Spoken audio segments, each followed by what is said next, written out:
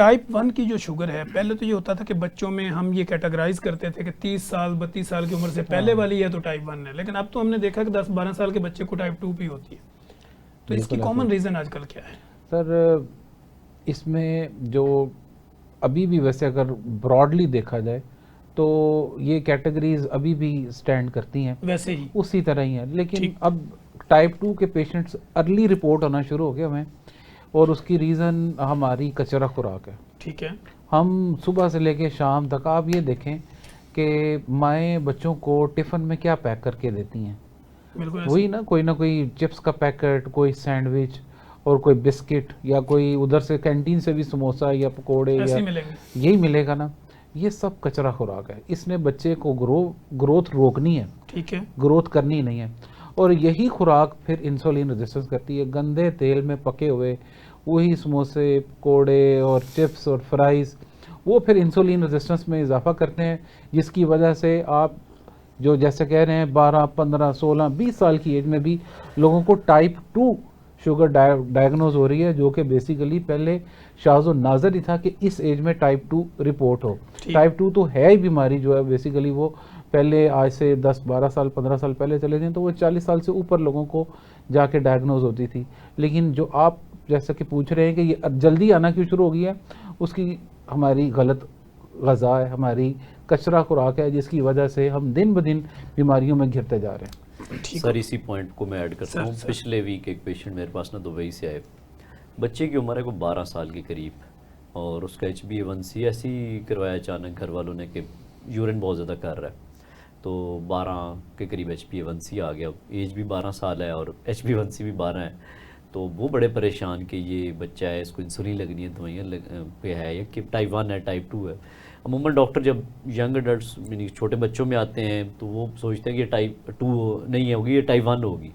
लेकिन अनफॉर्चुनेटली इस तरह का जो हमारा डाइट का कल्चर, जैसे डॉक्टर महबूब साहब ने कहा है, वो हो गया कि वो बच्चे के जब टेस्ट करवाने पता चलो उसे टाइप 2 है।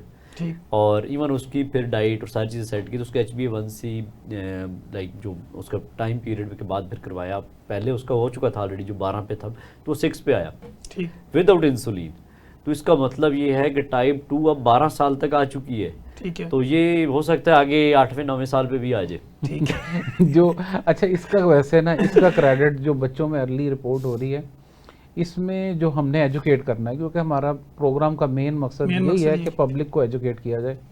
तो इसमें मैं जो टेक होम मैसेज देना चाहूँगा कि बच्चों को अगर आप कोलेस्ट्रोल, मोटापा, शुगर, इन चीज़ों से बचाना है तो आप इनका टिफ़िन ठीक करें, आप इनका लंच बॉक्स ठीक करें। और गुपलू मुपलू बच्चे देखने के चक्करों में ना हर वक्त ये कि भाई उसका फिल्टर में देखें हर वक्त ये देखना कि वो उसका बच्चा तो बहुत गुगला मुगला सा है, अपने बच्चे को भी खिला खिला के बुरा हाल, और कोई गेम नहीं करवाते, फिजिकल एक्टिविटी नहीं है।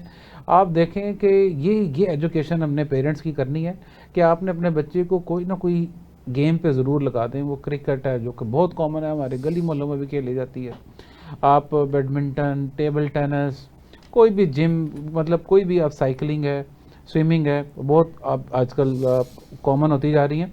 तो किसी न किसी फिजिकल एक्टिविटी में आप ज़रूर लगाएं, उससे बीमारियां तो जो बचनी है वो बचनी है, और मेंटली बच्चा बहुत स्ट्रॉन्ग हो ये बात सही है, बच्चे का मोबाइल छीन लें लेकिन वो माएँ अपनी जान छुड़ाने के लिए तो मोबाइल देती है अच्छा डॉक्टर, क्या सर थायराइड को भी अगर शुगर के साथ हम अटैच करें तो कुछ ऐसे सिम्टम्स भी हैं जो दोनों में एक जैसे होते हैं?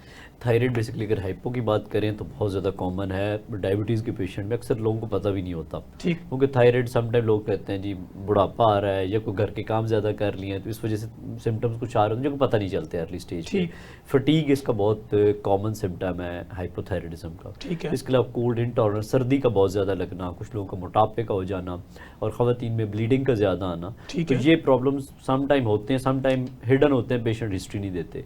मैं बहुत सारे पेशेंट्स को देखता हूँ जब थायराइड उनकी स्क्रीनिंग करवाते हैं तो TSH उनका 10-11 पे पहुंचा होता है, कि उसके 100s में आया होता है। तो उसकी वजह यह है कि सम टाइम थायराइड के सिम्टम्स को ना डॉक्टर एक्सप्लोर कर रहा होता है, ना पेशेंट सम टाइम उसको रिपोर्ट कर रहा होता है। बाज़ का तो उसको डिप्रेशन, एंग्जाइटी पे डाल के जी कुछ सिम्टम्स को ये तो नॉन स्पेसिफिक से डाल के, तो थायराइड की एग्जिस्टेंस बहुत कॉमन है डायबिटीज़ के साथ। मेरे ख्याल से तो हर डायबिटिक के पेशेंट को जो टाइप 1 है या टाइप 2 है उसमें थायराइड स्क्रीनिंग मस्ट होनी चाहिए कि ये हिडन प्रॉब्लम है जो इवन कार्डियोमायोपैथी और बहुत सारे और कॉम्प्लिकेशन बाद में लीडिंग कराता है, और इसको शुरू में स्टार्ट में आइडेंटिफाई कर लेना चाहिए। ठीक होगा। डॉक्टर महबूब साहब, हमारे ना अक्सर फिजिशियन और डायबिटोलॉजिस्ट ये कहते हैं कि जी जब हम शुगर की दवाइयों को कम करते हैं या शुगर की दवाइयाँ देते हैं और पेशेंट की शुगर कंट्रोल नहीं होती, अब हमें उनको इंसुलिन पे डालना पड़ता है। तो हम जब उनसे कहते हैं कि ये तो ऑलरेडी आप कहते हैं कि इंसुलिन रेजिस्टेंस है और बॉडी, तो वो कहते हैं कि हर 5 साल के बाद ऑटोमेटिक इनकी बॉडी में इंसुलिन बनना बंद हो जाती है, तो हमें बाहर से इंजेक्ट करनी पड़ती है। यही तो एक्चुअली प्रॉब्लम है, हमें गलत गाइड किया जाता है।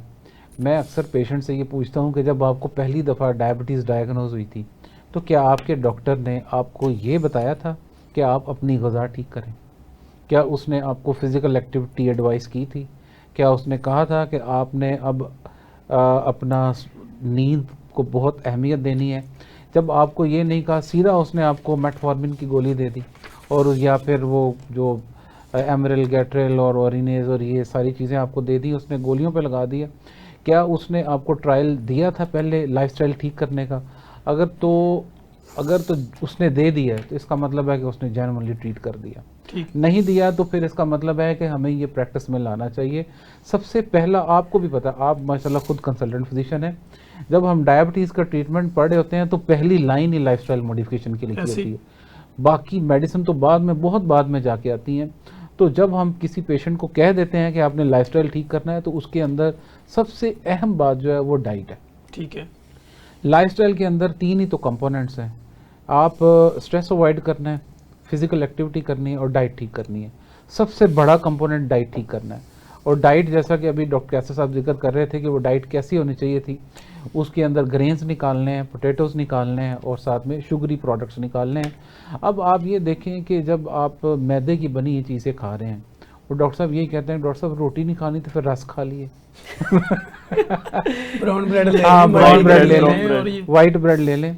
अच्छा डॉक्टर साहब मैं पूड़ी एक खा लूँ कर, बल्कि आज मेरी एक मरीज से बात हो रही थी तो वो कह रहा था कि डॉक्टर साहब अगर रोटी बंद करती तो ताकत कितों आएगी। हम तो लाहौर के 1.5 2 नान खाने वाले लोग हैं, तो आप कहते हैं अंडे शंडे खाएं, तो ये अंडों से तो हमारी ज़हनी तसल्ली नहीं होनी, पेट की तो शायद तसल्ली हो जाए, ज़हनी तसल्ली नहीं होनी कि यार वो 2 अंडे, वो कहता है 2 अंडे तो सर हम जो 2 नान और साथ में चने होते हैं उसके अंदर से 2 अंडे खा लेते हैं।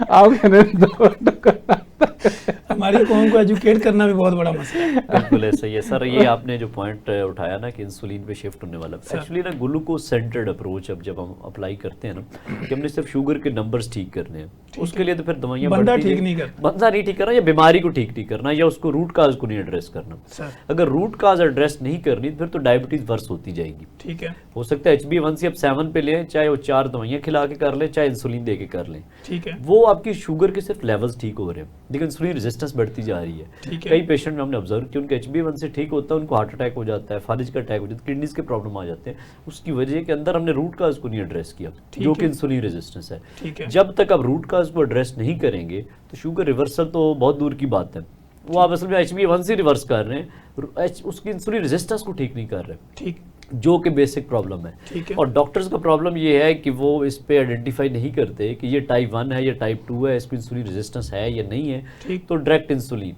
लोगों के जहन में भी होता है कि इंसुलिन जो 10 साल बाद लगानी है, 5 साल बाद लगानी है, स्टार्ट ही ले लेते हैं इंसुलिन से, तो ये शायद जान बचा ले। वो शुरू में तो इंसुलिन के थोड़े यूनिट से काम चल जाता है, लेकिन थोड़ा टाइम आता है तो वही इंसुलिन नाकाफ़ी हो जाती है, फिर उसके यूनिट्स बढ़ जाते हैं।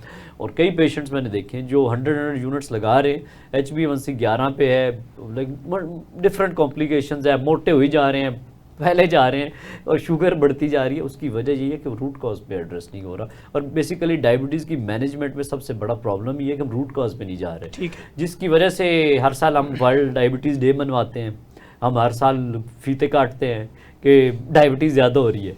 वो ज़्यादा होने के पीछे ही हम लोग हैं कि हम उसको बेसिकली रूट काज के पीछे नहीं जा रहे, यानी कि ये देखने की जरूरत है कि शुगर बढ़ती क्यों जा रही है। हाँ बिल्कुल सही बात है। अक्सर पेशेंट्स कहते हैं जी डॉक्टर साहब मुझे ना डॉक्टर ने कह दिया तो बाद में भी तो इंसुलिन पे आना ही है, चलो पहले से इंसुलिन पे आ जाओ, तो मुझे पहले दिन से इंसुलिन ही लग रही है और मैं बड़ी फिट हूँ वक्ती तो, और मैं अभी फिट, सर जब वो अनफिट होते हैं फिर आते हैं ना हमारे पास, तो अब वो कहते हैं जी ये तो पहले उन्होंने बताया नहीं हमें।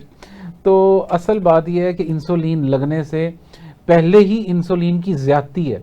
ठीक है, मैं आप ये टाइप 2 में टाइप 2 में इंसुलिन रेजिस्टेंस होती है। जब बॉडी रेजिस्ट कर रही होती है तो पेंक्रियाज और पुश करता है ठीक कि आपकी उसको इंसुलिन की प्रोडक्शन को। तो अक्सर पेशेंट्स में जब हम फास्टिंग इंसुलिन लेवल्स करवाते हैं तो उनके लिमिट से बाहर आए होते हैं। अक्सर पेशेंट्स में इंसुलिन रेजिस्टेंस के पेशेंट में बाहर से और इंसुलिन देना, सर ये तो ये और खुद कुछ धमाका है। और खुद कुछ धमाका है ना, खुद कुछ धमाका है कि आपने शुगर की रीडिंग को ठीक दिखाने के लिए आपने उसको पॉइजनस ड्रिप पे, पॉइजनस इंजेक्शन पे लगा दिया ताकि नंबर नॉर्मल हो जाए। नंबर नॉर्मल हो जाए। बस